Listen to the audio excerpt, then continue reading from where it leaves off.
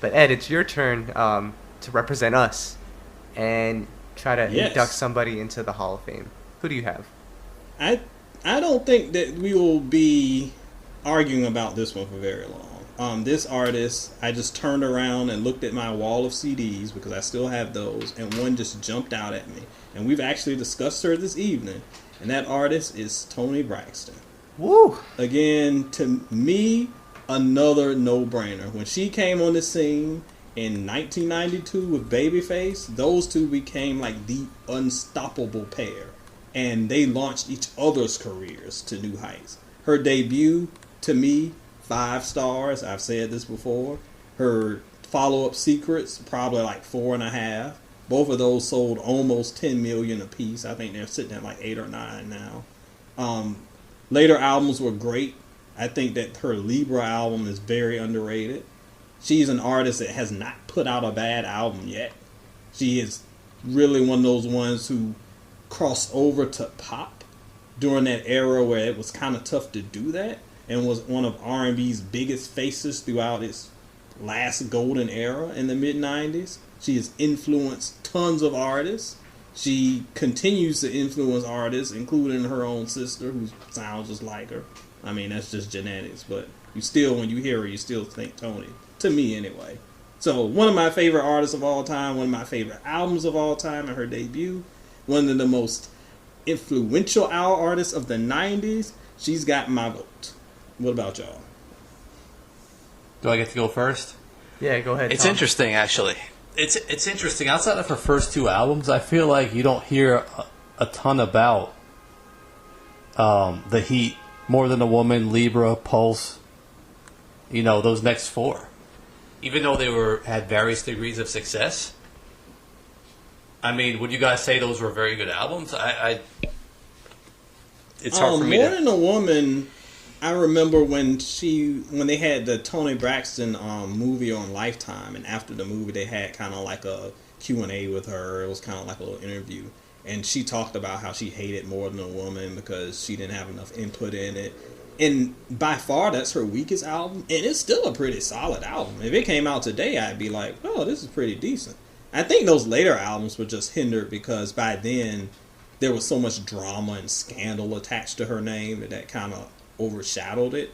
And then you know how it goes by the mid-2000s anyway. She became one of those aging artists, and when the Chris Browns and Trey Songz and Neo at this time and Alicia were kind of taking over, she kind of took a back seat. So you're right, that didn't get as much hype, but she was still a name and the albums were still really good.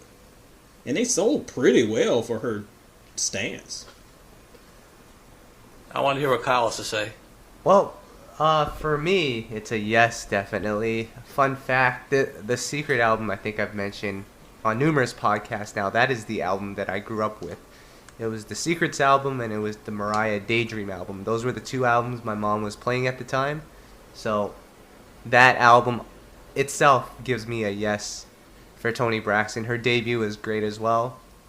And it's funny now that I think about it, and you guys are going to get mad at me for this, but I remember one time I was on a forum. This was probably about 10 years ago, so I'll apologize in advance, but I remember comparing Toni Braxton, I remember comparing Ashanti to Toni Braxton because they all started out, their first 3 albums, they each had a hit or a couple of hits on each album, and then after that, their career sort of faded a little bit.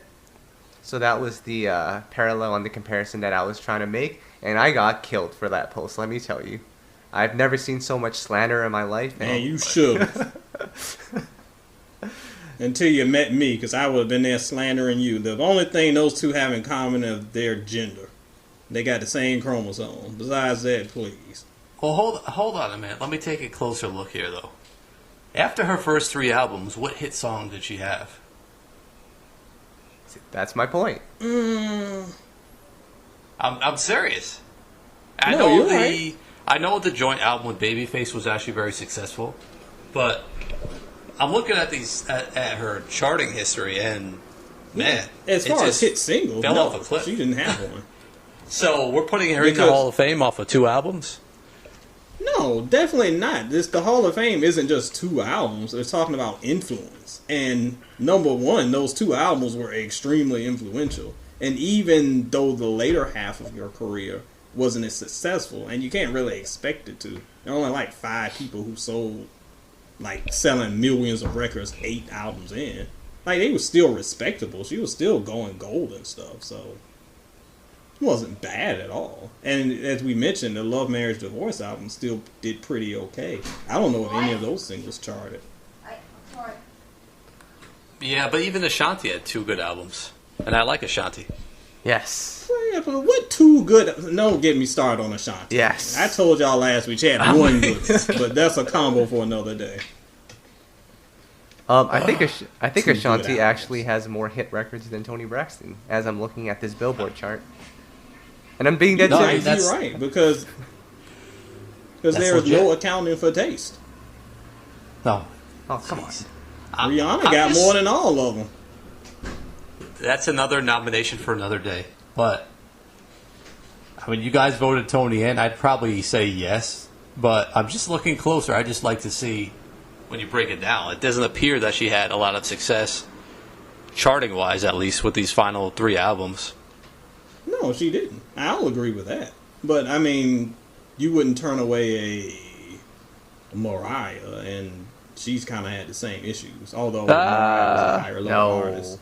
Yeah, that's not even close comparison. No, it's not. Well, it's a closer comparison than I think you think. But my point is, when you look at the latter half of an artist's career, it's always going to be that drop-off. Because the audience changes over. Toni Braxton and her 2 albums are in. Hooray. God. Her 2 albums better than Ashanti's 2 albums. Ashanti will be revisited at a later date. Ed, just wait until I'm gonna Ashanti be drops. visiting you in the... What, Kyle? What? Just wait until Ashanti drops that 3rd 5-star album. Then she'll be in. I think if you add up all the stars I gave Ashanti's 5 albums, it might come to 4. Oh. Please. Oh, come on. Come on. Someone cut this guy off the line. Oh, boy.